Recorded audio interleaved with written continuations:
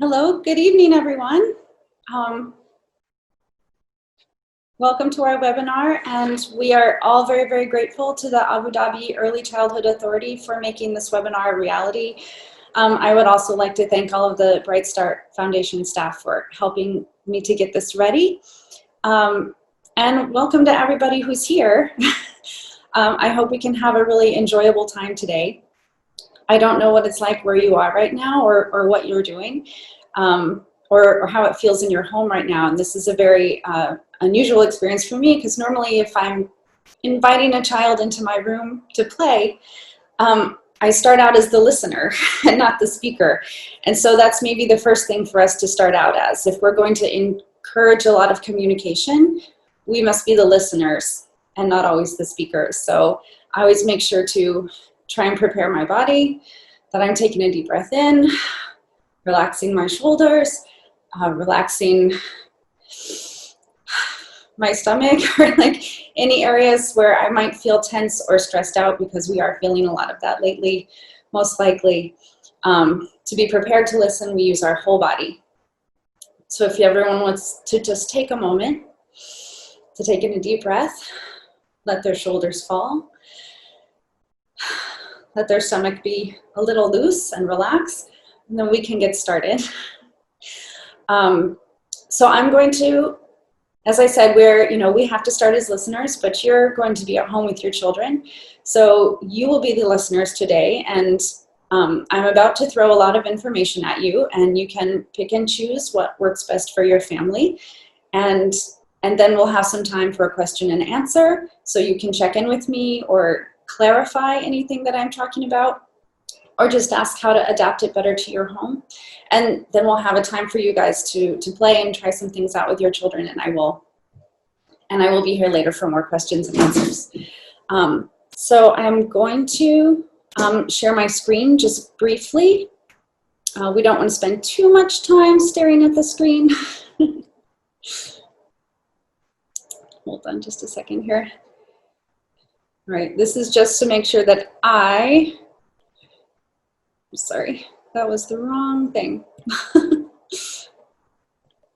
This is just for me to make sure that I get all the points and that I want to make sure we all hear. So the first thing about play, it is incredibly educational, it is explorative, and it is necessary for communication, and it is the basis of all of our relationships.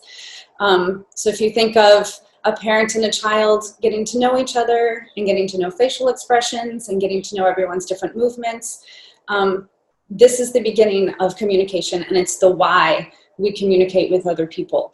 And so it gives our children motivation to practice all those harder exercises at school that they need to learn, that they need to use to practice skills. But this play gives them the motivation to practice those skills.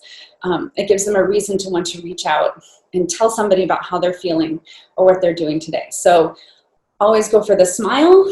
If your child is frustrated or overstimulated, we stop. It doesn't have to go on. It doesn't have to be a forced exercise at all. And there are ways to invite children back in. This is also led by the child. So I have found so often in play that, again, we are the listeners. So the child will start playing, acting, jumping, and we can jump along with them. We can sit quietly with them. I find that when children are singing songs, if I repeat what they're singing instead of trying to teach them a song, they will actually add a lot more variation. They will actually add more words. They will do a lot more with that song if they know that I am listening than if they think that I'm telling something to them or trying to make them do something else. Right, and I already said allowing for the child to engage or disengage and return. And this is also very important because it allows the child to learn to self-regulate.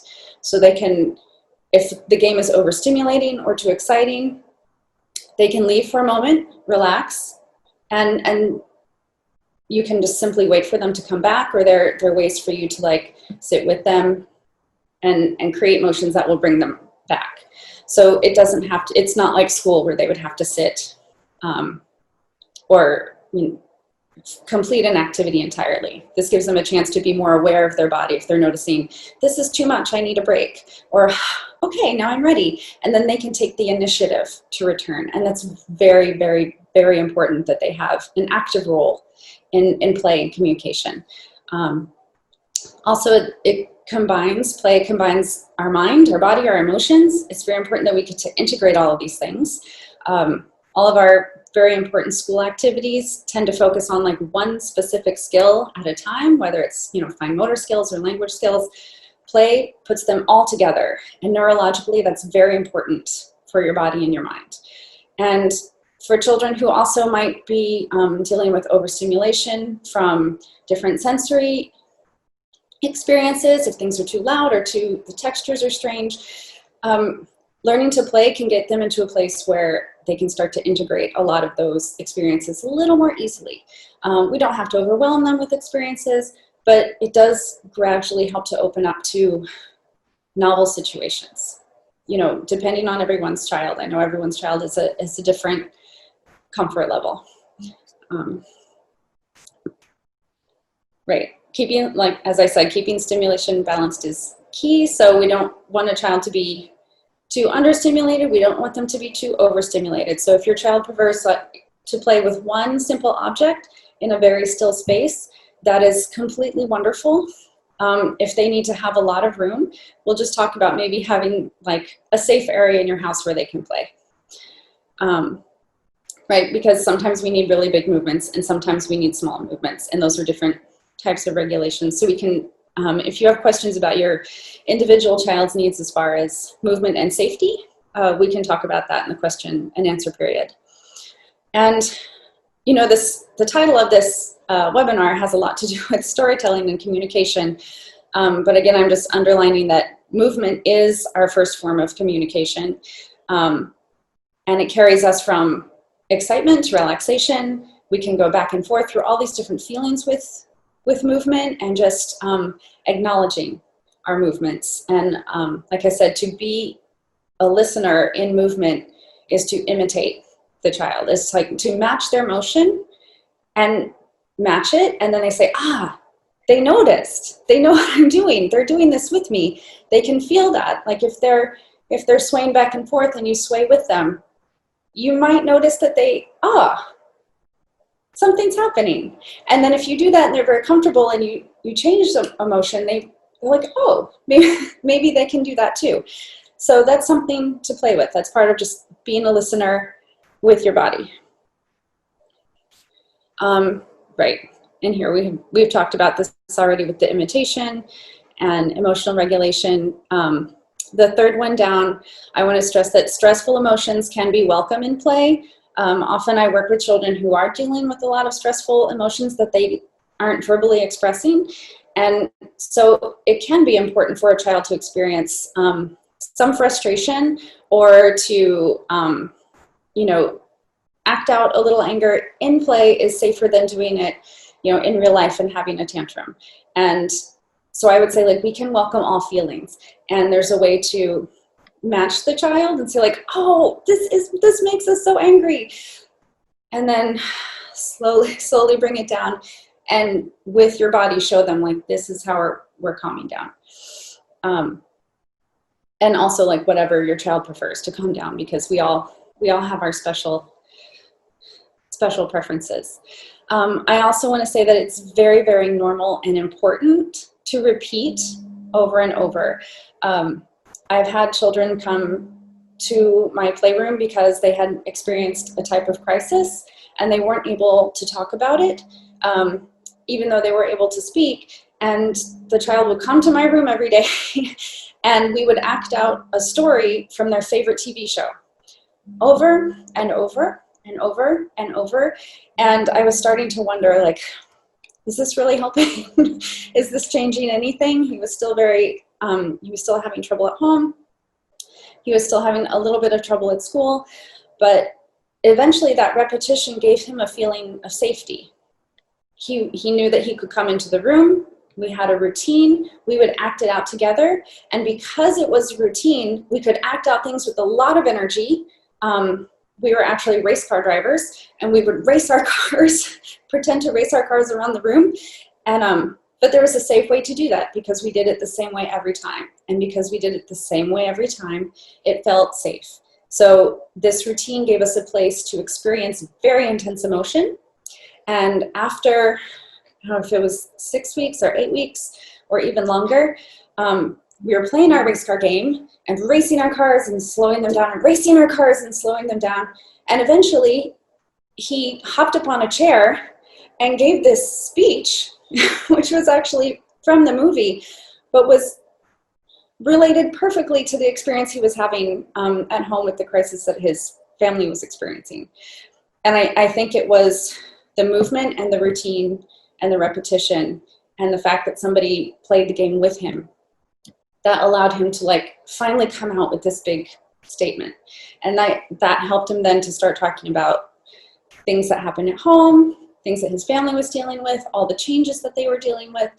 And it really helped, even though I think a lot of people would have said, like, why are you just letting him play this TV show every day? So if your child has a favorite show that they play all the time, there might be a way to use that. All right, we'll see. Okay. Another thing I wanted to mention very quickly, if we're doing art with children, if you're drawing, one way to encourage storytelling or language with art is to, I'll say, like, we often react to children's drawings by saying, this is the most beautiful drawing I've ever seen. And I welcome you to do that. If your child is excited about a drawing, please share their excitement. But we also have to remember to show them that we actually see it and that we are noticing it and that there's things they can notice. And this is very important. So, you know, if I was looking at this drawing with a child, I'd be like, oh, the center of this is such a bright orange. It reminds me of the sunset. That pink is so soft. And then the lines go up and down and up and down and up and down and all these curves. Like, wow, that blue is very bright over there. And I think I can see a creature walking through the middle. And this shows the child that you are noticing. And it's just like the imitating a song or imitating a movement. It's showing them that you heard them, that you notice what they put down. They might then notice things they didn't even realize they did. And that makes them much more aware of what they're putting on paper and what their movements are doing. And then they can think about what their movements are doing. And that's a wonderful mind-body connection. I'm also just gonna, I hope I'm not going too fast, but please write down your questions if we need them. All right, so this is another example of a storytelling tool that I used with a young boy who had come to my playroom because he had also had a crisis at home and was having a lot of difficulty. He did not have a way to express it, and so he was having a lot of trouble acting out at school and trying to get a lot of extra care from teachers and from his parents. And because this had happened at home, I had a dollhouse, and I had all of these little dollhouse people, all different, you know, ethnicities, all different costumes, anything. Like, I'd gone to great lengths to get very realistic dollhouse people, and nobody wanted to use them. Nobody liked them. They were hard and they were stiff and they didn't look exactly like anyone. So after weeks of like playing with these dollhouse people and he's not enjoying them, I just wanted to make like something that would feel comforting. So I made like a little pillow, a tiny little pillow that he could squeeze, and he grabbed it and he was like, Mom. So we put eyes, and you'll see like the one on the left with the big red buttons, that's Mom. The one in the middle is him, and the one on the right is his brother.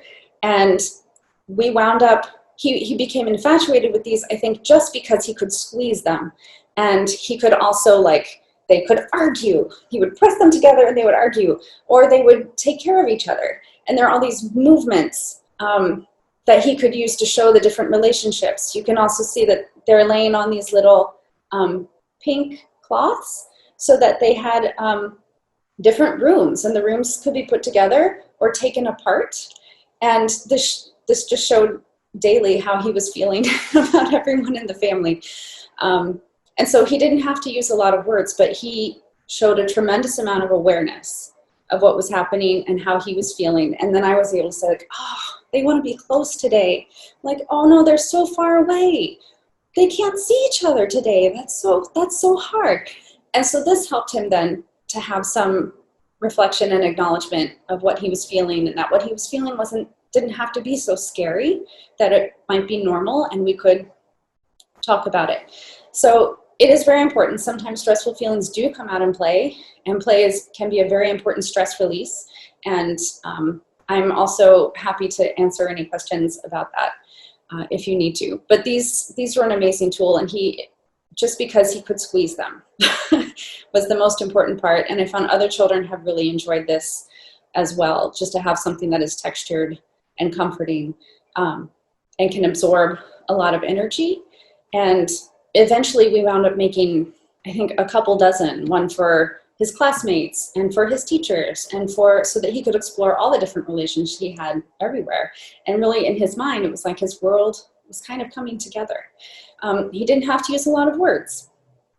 It was just a lot of movement and rearranging and different levels of intensity. So I think it was a really important experience. I'm going to stop my share here. And we do have, I'm trying to keep an eye on the time so that we have time for questions. I'm going to ask Kari to get a couple of videos prepared in just a moment. I just wanted to let you know, the videos here that I'm going to show, I really just wanted to show to set the mood. This is from a school, an Italian school of dance and music for children, and called Segni Mossi. And I don't expect you to have to work from I know that you don't have a dance studio in your house. I know that you don't have a giant swing. That's fine. But what I want you to notice is that the children in the videos are doing a lot of research from movement. They're testing jumping, they're testing intensity, they're testing like interaction and controlling their bodies. That's also very, very important for sensory integration. So it will give us some ideas of different ways to use our body in drawing and research in different ways. It's also nice to see that like they use movement, and then there's drawing or art, and in that way there's a trace of the movement afterwards. I think that will be obvious when we see the film, but then that tracing and drawing of the movements gives a way to say, like, oh, look, you jump so high, you jump so low, and that's the beginning of storytelling and communication also. And I also just want to note the mood. It's very exciting, it's very fun. Kids also seem to be just taking their time to do what they would like to do, and it's very physical. So I just wanted to give a few samples, and if it's something you think you would like to learn from, you can check them out they have videos on YouTube and programs and things. So Hari, if we could get the first video ready to go.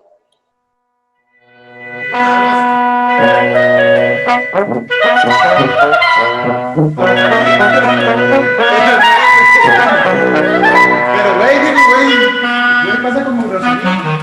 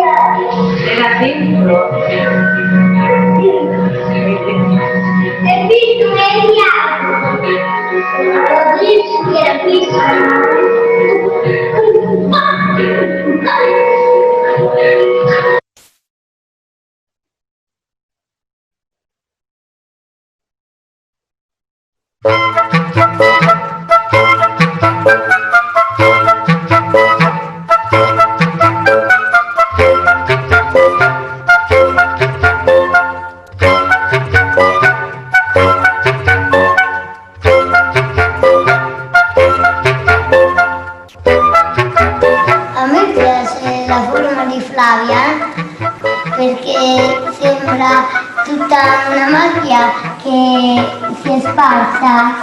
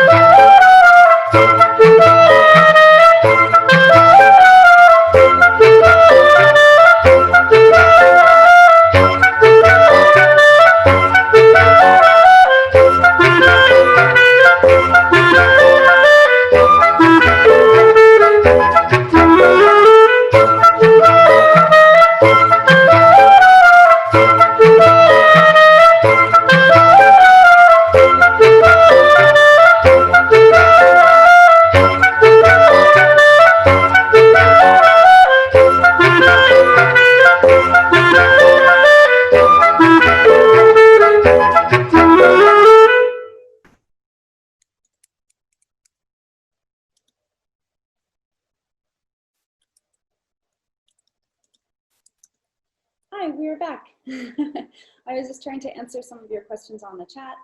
I'm going to get back to that in just a moment. And I hope those weren't too long. But I especially love the video with the fabrics, because it does show that you can use any household item to play and like create different movements. I don't have a partner with me here, but even just having the little scarf, you know, that you can throw up into the air and let it fall. You can do that at different paces and variations, so it's a little bit musical. There's always the favorite hide and seek. So you can let your child play with a very simple, safe object and create an enormous amount of variation. And that is research into the environment. It's research into the laws of physics and nature. It's also really fun to be doing something together. So I think it's about time for our question and answer. I do also have a couple quick things I want to show you before I get to all of those questions. So one thing I wanted to show you is that we just gave you all these examples for like big spaces and getting into a big space. I do notice there's a question I was starting to answer about bringing a child to a big space, like a gymnastics class or a gym, and it's quite possible that it's overwhelming or too loud or there's too many people. So it might be really easy to like ask for a one-on-one introduction to the space and have a few visits ahead of time, just so that the child doesn't have to deal with so much stimulus at once. If they can get used to the echoes in the space and the light of the space and one or two teachers they can go to, then maybe it won't be so hard to take in the noise of all the other children. Also, like sharing videos and pictures ahead of time. And I don't know if any kids are using any relaxation techniques, but if it's okay for them to, you know, practice like, oh, I am nervous too, I'm nervous too. Okay.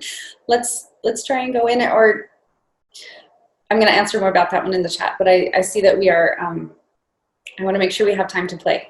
So for little tiny spaces, if you're in a home with a little tiny space, I do sometimes have like a little space like this.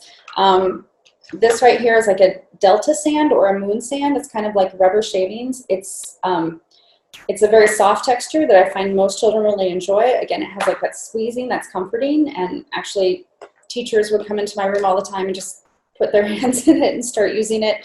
So it can be a really, really nice calming activity, especially if you've maybe been playing a lot and you sense your child is a little exhausted or overwhelmed. This is a good grounding material. If you don't have something like this, if you can have like a little bucket of soil, or I know we're all making slime and those kinds of things, anything squeezable can be really good for relaxing and bringing something down. And so also if you have a child going to a place where they're a little nervous, taking a stress ball or something that they can squeeze so they can squeeze and breathe, squeeze and breathe, might help them practice calming their body.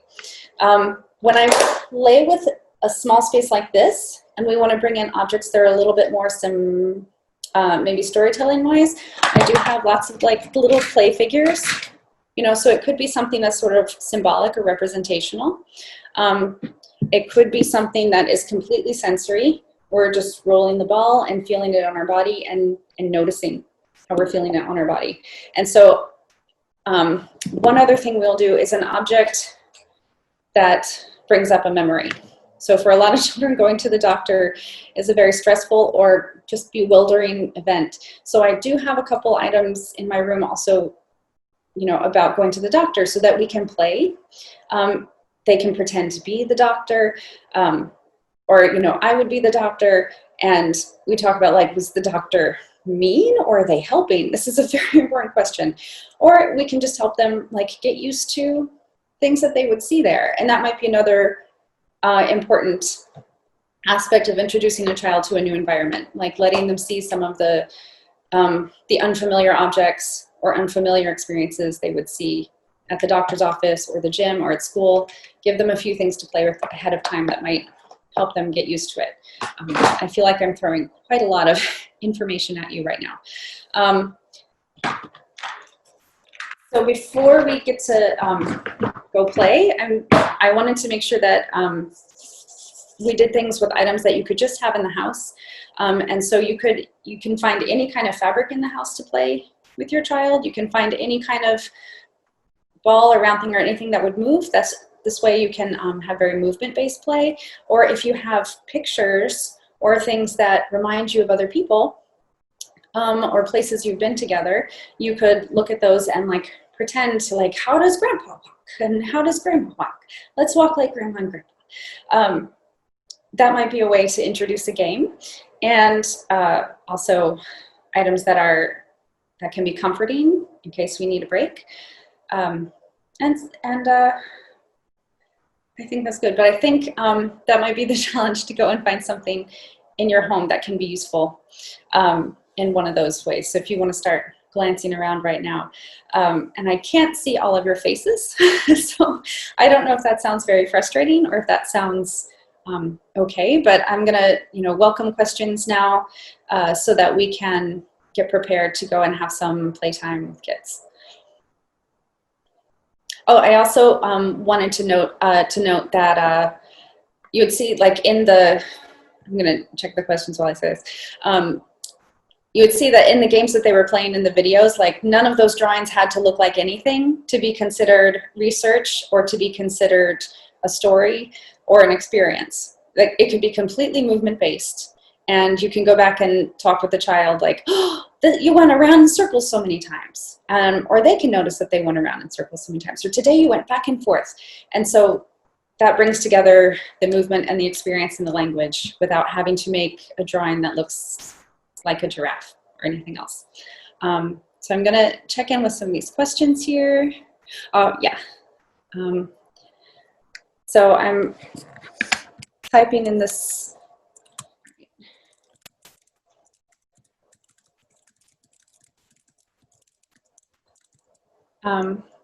Yeah, okay, so as far as I think, I'm going to go back to this question about introducing your child to a space that might be very overstimulating. I don't know if that question was answered by what I was saying before, but a slow introduction can be very, very helpful.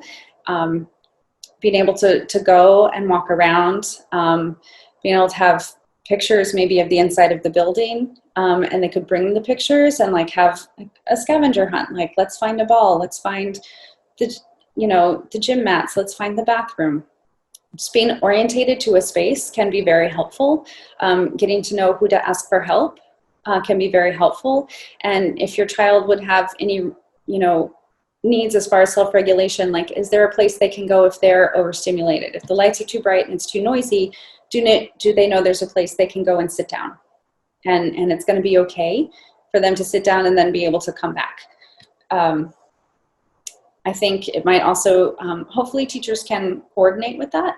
I think also having a lot of active play at home can also help with, sometimes we're overstimulated by our own movements. And so it is really important to have like gymnastics class and gym and movement, but we have to get used to like our bodies moving and doing things maybe that we didn't expect, or sometimes children who are having trouble integrating all of their senses, like their own movements might surprise them sometimes. And so having just play and active play might help familiarize a child to their own body. And you can say like, oh, okay, so we did somersaults today at home. You're going to do that same thing in this new place. So I think for a lot of kids, even when they're coming to my playroom and it's very small, we have to take a lot of time to orientate them to the room and let them know that like, are the lights too bright? Do we use a lamp instead of the overhead light? Is it too big of a space? So we like move the table so we have a little cozy space that feels a little bit better. You can individualize all of those things. So I hope that was helpful. I'm going to check see if there are other questions. No, I think, is that the only one?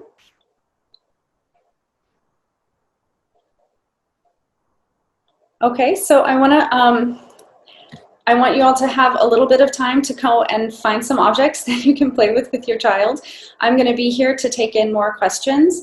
And if you want to just let us know through the chat what you found that they might like, whether it's something that is comforting and soft, whether it's something that involves a lot of movement, if it involves a memory, good or bad, and you can use, you know, a large space or a small space if you have one. So I'm giving you quite a lot of open parameters because I don't know what you're working with. If you have any questions, I'm right here, and in a little while we will come back. And while people are checking in with their child and trying to do like some imitation, or see if you can come up with one shared movement, that would be amazing. If there's one shared movement that you can come up with, you know, if you're both playing with the scarf and you realize it's fun for both of you to pull it really tight and then let go, and pull it really tight and let that go. If that's your first game, that's great. Yes, I can also, I see your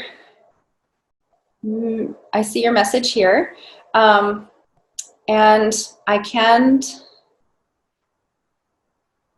yes, I can talk about different examples also from our experience. I'll say that, you know, we've talked a lot about integration and like mixing all of these different things, which I think is very important and a very rich experience.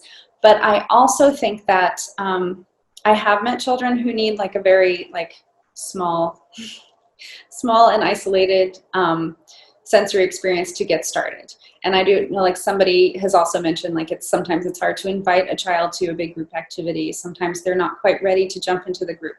And so one way to bridge that might be to say, like for instance, I had one child who would come into the room and I had a little low table that they could reach.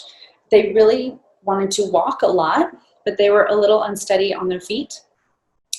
And they were very motivated by sound. This child was also blind, so sound was essential.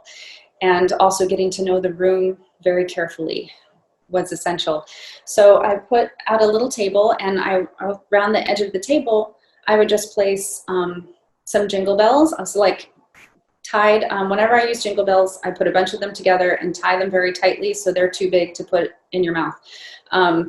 So the jingle bells would be on the table, and then a big bell, and then a tiny xylophone. And so there were all these different sounds that the child could travel to, and they could walk to each one and ring the bell. And the child was like a scientist. It was amazing. They would stop, they would ring the bell, they would tap it on the table. And they go around constantly and do this. It was really beautiful. And then as they got very comfortable with the room, I would let them know, hey, I'm over here, and I'm gonna ring this bell over here. And then we could have a little conversation. I also see a new question saying how to relieve stress and tension on parents in order to not affect kids. And I'm so glad you asked that, Sarah. It is really, really important. Because like I said, if we're going to be a listening body, we have to be aware of all of like our own tension, because children do feel that, especially children where movement might be their best communication. They're going to feel it quite suddenly.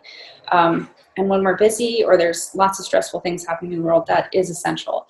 And it's very difficult to tell parents like, well, you need to find time for yourself, because when do you do that? But I do think sometimes play can be a way for us also to relieve some stress. If we can say like, play is so important that I need to set aside the other things that are on my list of things to do. I need to be able to please enjoy myself for a moment and enjoy myself with my child. So I think the first thing is to give yourself permission to play, that it is essential, it is foundational. It's not just recess. It's not just taking a quick break so that you can get back to school. Like, it is essential. So give yourself that time. And I find that play also loosens up adults. So being able to play and move, do some yoga with your child if they enjoy that. Find quiet spaces with them if they enjoy that is helpful. It is also very, very important for parents to be able to speak to other parents who are going what they're going through, whatever that is. Because just like our children want to know that, like, we see them, like, I see that that was difficult. I see that that was fun. You know, I see that you made the biggest circle in the world. Like, we need other adults to tell us, like, I know how hard that is. Or you did an amazing job today. Like, that's great. So make sure you have a support network. If you have your own creative practice, if you like to draw, if you like to knit, if you like to cook, make sure that you have some chance to do that, and that you have other people to do it with you. Oh, yes. I see the question here. Somebody was asking about sometimes kids feel so shy to act out, and this gives us a hard time to let them act out any story. This is true. Especially if you're in a large group, and so the group might be very overstimulating. So it would be really okay to, you know, maybe start with one child and one teacher off to the side, and then help them to slowly integrate. If they don't feel too self-conscious in the group, I might sit next to them, and if they even like barely reached out for a toy or like barely raised their hand, I would sit by them and like raise my hand with them, or, you know, make sure that they could have the toy, and just so that like any sign of initiative is, I don't want to say rewarded, but answered or responded to. Like, honor those tiny initiatives, and they can grow. I worked with a lot of children who were visually impaired, and very often people would like grab their hands and say, come on, do this, as an invitation, but it puts them in a very passive position if they're just waiting for everyone to tell them what to do and grab their hands and move them around. But if I waited, and a child reached out just a little bit to touch something, and I know that's a risk, you know, if you can't see what's out there, it's a risk to reach out. So I would just make sure that like that initiative was honored, like that initiative to reach out for something, that it was a safe experience, that they weren't going to touch anything sharp, that it was going to be enjoyable for them, and that I could notice, like, what did you find? Like, and I could tell them, like, okay, there's nothing else in front of you except one other toy. Can you find the one other toy? So I think just breaking it down into very small steps can really help, and also to make sure you're valuing any tiny little initiative that the child puts out. That's much more valuable to me, like one tiny reaching out, than anything I would make them do by moving them around the room. I hope that's helpful. If not, you can ask more. How do you help a child who is socially challenged and they do not want to play with others but alone? There's a balance here. Sometimes there are children who are socially challenged. They have a hard time connecting, but they really want to connect. And that is different from a child that is just more comfortable being alone. I know some children who like want to play, want to be active, and like see other kids, and like want to go over there, and then are just not sure how to match the game that the other children are playing. They're not sure of the rules, or you know, they're having trouble with social cues. And that can be really frustrating and difficult for the child. One way to help that is to play, act, and role play in a fun way, like what to do, how to meet those kids, and maybe like you could be one of the kids and say, like, I'm playing a game, you know, I'm playing baseball. Can you play baseball? Like, what actions am I doing? And notice their body language and see if you can imitate it. And then this might be a way to like have the child become more familiar with like, oh, this means hello, and this means like, I'm not ready to say hello.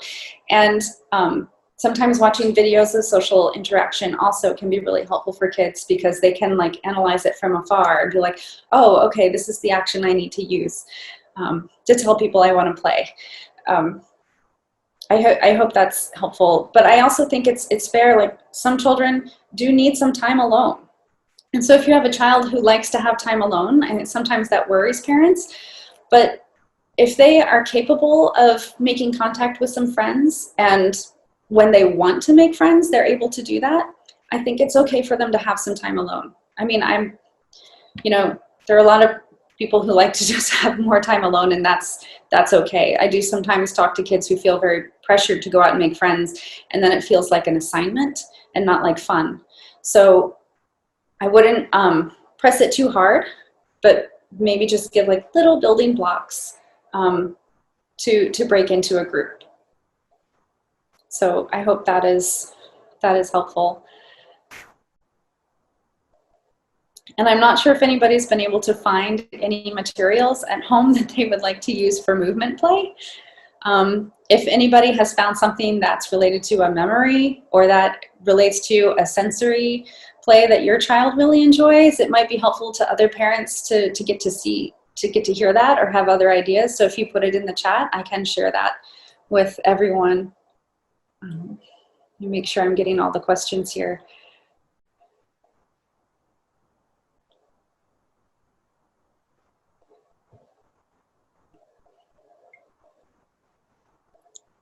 And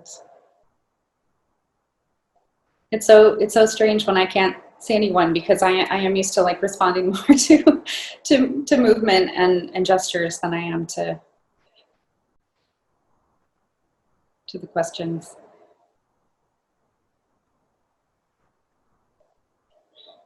And so while we're waiting for another question, let me think of another good example. Yeah, I had a little boy who was coming to the art room. He could not see and he could not hear. So all of his sensations had to come through texture and rhythm, and incredibly agile, because he was so aware of his body just from having to move, and because his entire universe was sort of inside of his body. But it was very hard for him to make contact with other people, because he couldn't see any social cues. He also could not, speak to them. And so we would have a practice where he would come in and he would find an object that he liked the sound of, and he would tap on it, and so I would tap back. And it seems like a very small thing,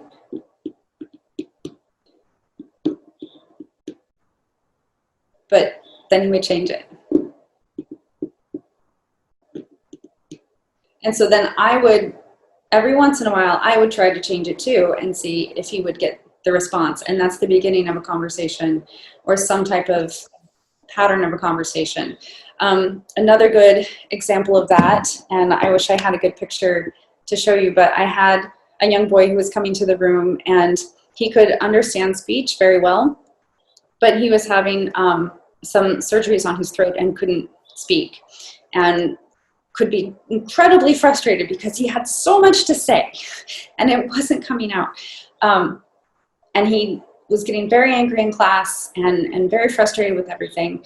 And we would sit and we came to the art room a lot of time, could not find anything that he liked. So if you're trying to start playing with your child and nothing's working, that's okay. That can be part of the process. But I was asking, I just kept going through trying to find out what he liked, and he kept drawing shapes. So I had these little plastic shapes. They were like triangles and squares and circles in different colors. And I would put them on a light box because the light was very enjoyable to him. He really liked the stimulation of the light. And so he was looking at the light, and it was very easy then for him to see these shapes. And it was a very stimulating activity for him that he would stay engaged in. And I started matching a note to each shape. So if the square was the low note, the circle was the medium note, and the triangle was the high note. And once he realized I matched them consistently, and I wasn't using words because he wasn't using a lot of words, he would put them out in a row. And so if he did square, circle, square, circle, triangle, it would be like square, circle, triangle. And then he'd do it again and go square, circle, triangle. And then he looked at me and he messed them all up and he rearranged them. And I was like, triangle, circle, square, triangle, circle, square. And once he realized I was doing that, it opened a whole box and we started writing songs. And then we had to add all different new shapes with all different pitches, which was quite a challenge to me, so I'm not a singer. But he realized that he could write something for me to sing, and he became very engrossed in doing this and did it repeatedly and made it much more complicated. And I think it was a really helpful game in that way. And I could not have invented that game unless I'd sat with him at that time, like trying to find out what he liked, what he felt comfortable with. So it is really, really, really okay if it takes a long time to find something your child likes. Don't feel like you're failing if you sit down to play and you're like, they hate everything. It's okay. Let's see, I'm checking for the next questions. I think that's all we have here. I'll also say that in the handout for this webinar, I have put a link to the DIR model the website. They have some training programs on there. They are not free, unfortunately, but it might be possible to check out some of those. And they still do have a lot of sample videos and information. And they give a lot of example videos of sitting down and having a play session with your child and practicing some of those very, very basic steps, like how to have your child initiate something, and how to like open up and like welcome that when they initiate it. And it's focused on, the DIR model is focused on like developmental appropriateness of the activity, individualizing the activity to the child, and making it a relating activity. So all of those are very important to like bridging communication. And I think there might be some resources on there that could be really helpful. They also have some videos on YouTube that you can look at that show like parent and child play sessions that might show a lot of self-regulation activities as well. So I would definitely check those out if you have the chance. Let me see. All right, so I see learning about the sense of taste. We took lemon, sugar, and salt and had to ask them how it tastes as they tasted all three. How did they like that?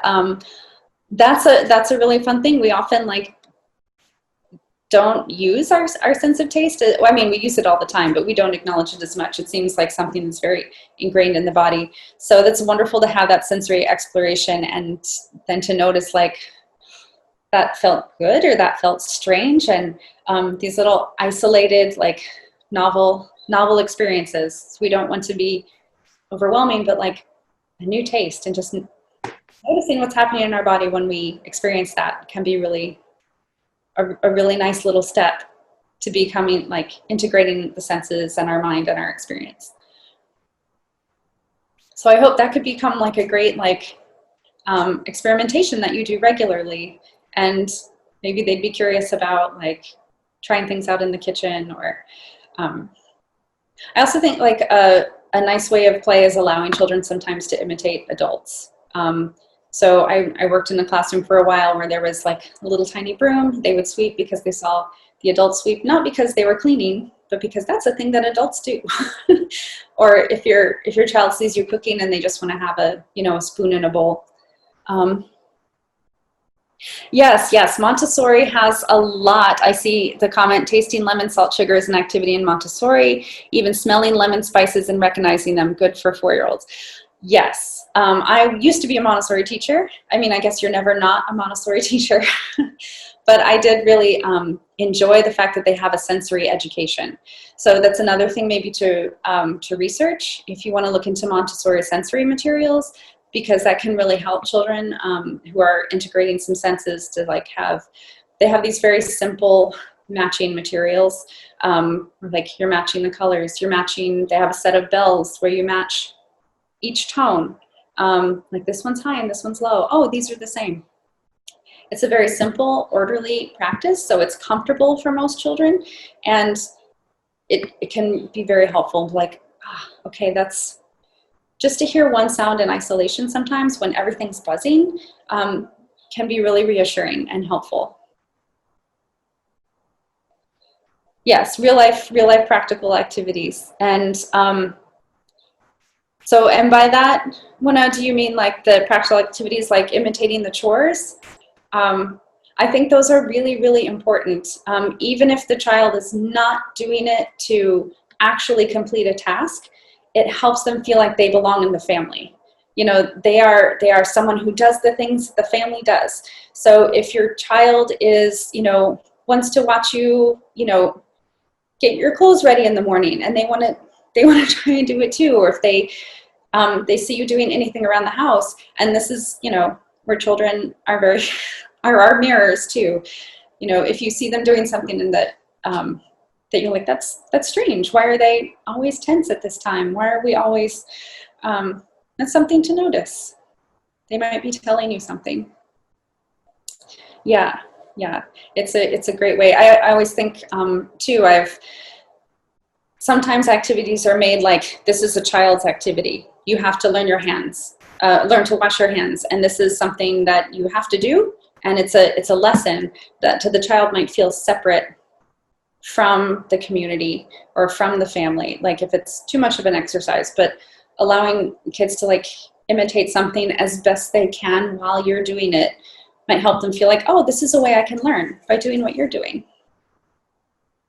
I see we have a lot of Montessori integration here. I see my 7-year-old cleans tables, washes plates, and hangs out clothes to dry. So these are all great. And even if it's something that, you know, all of these are activities that could be adapted to any child, but I'm really glad to see that that's something people are learning from. Okay, and I see the message from Hara saying, dear attendees, the session's recording will be available on our website by next week, along with our speaker's handout. You will receive the relevant links by email. Thank you. Let's see, so I know, are there any other examples out there that people have tried? I'm really excited to hear the variety of things. Maybe people are having some fun and we shouldn't bother them.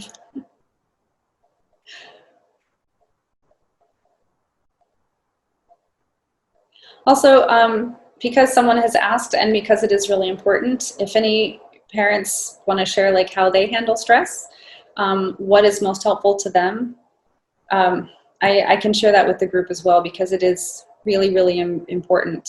Like you said, when you're playing with your child, they're going to feel your feelings. So it's important to have some time to have your own stress release.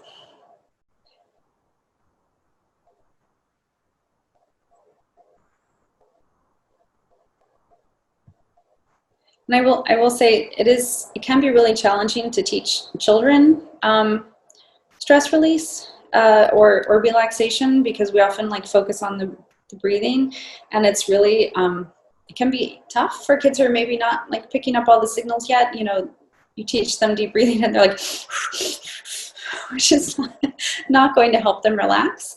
So one thing I might do is teach them like to squeeze and let go,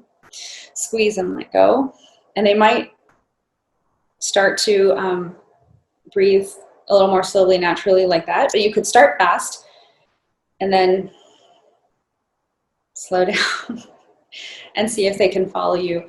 I think another thing for a lot of kids who can be overstimulated is just to teach them like what feels comfortable to you. If being comfortable to you is being in a dark room with a blanket and a teddy bear, then teach them that it's okay sometimes to go get those things and make themselves feel better. And if they need to take a safety object with them when they're going new places, that's completely fine if it's going to help them do something new.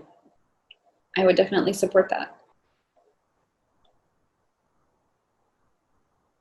Oh, I'm glad you found it very helpful. I'm also, if it's okay, Hara, I was going to put my email in the chat in case people had questions later.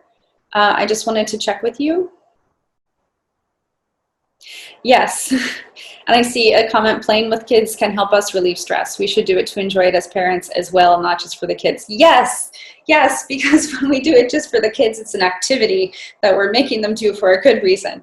And when we're playing for ourselves, it's a real life thing. It's what humans do. We're just welcoming to get to do this, be with us.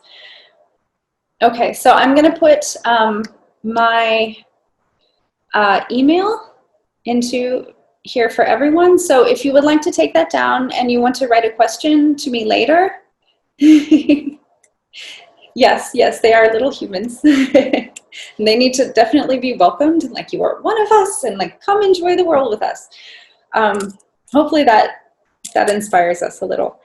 So my email is in the chat, or it will be in just a second. That way, if you have questions at any time later, please, I'm happy to meet new people. I'm happy to say hello. It might take me a little bit of time to respond, but that's only because I want to be thoughtful and not send you a quick, rushed answer. Let me see. I will very quickly also, if I'll wait for more questions, but while we're doing that, I can also show you like a quick, I was gonna do this earlier, but I noticed we were getting tight on time.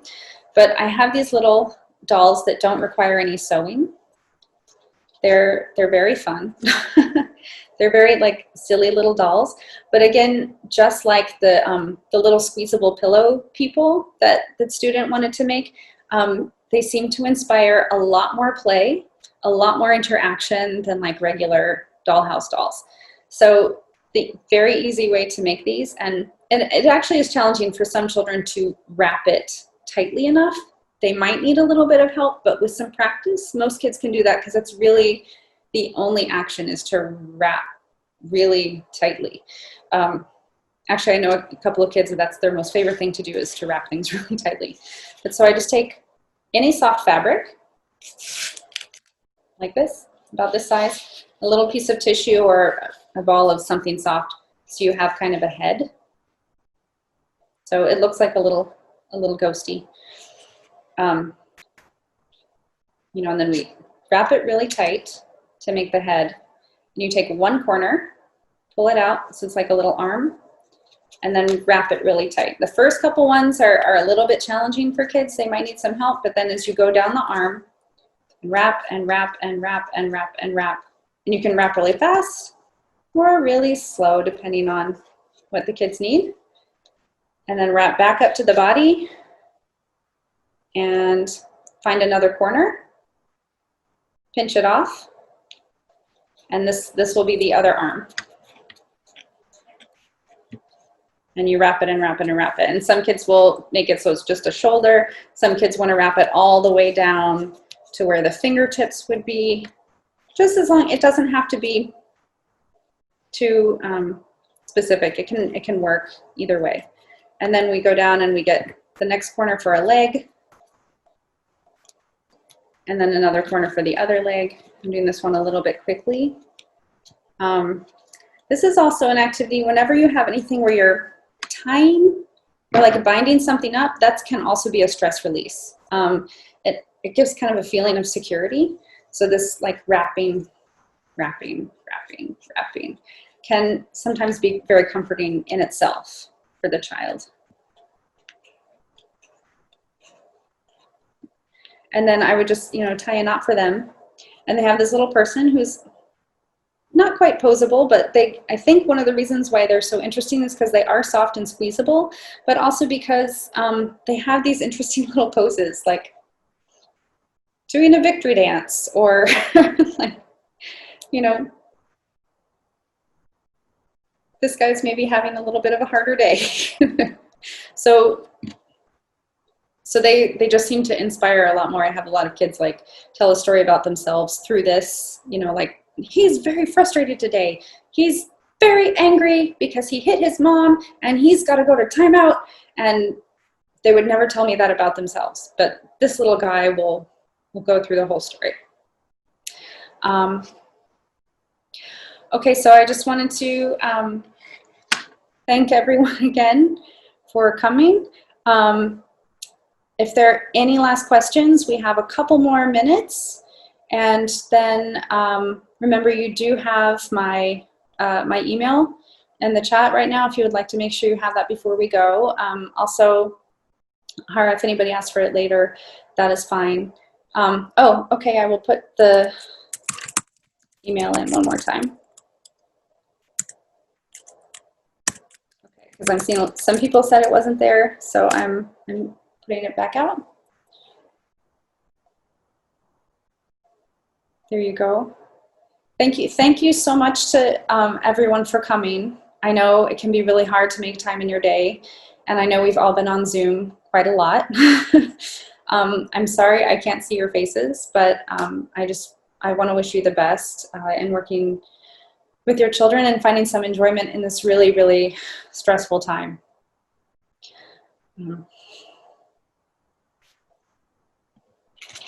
Okay. And just a second.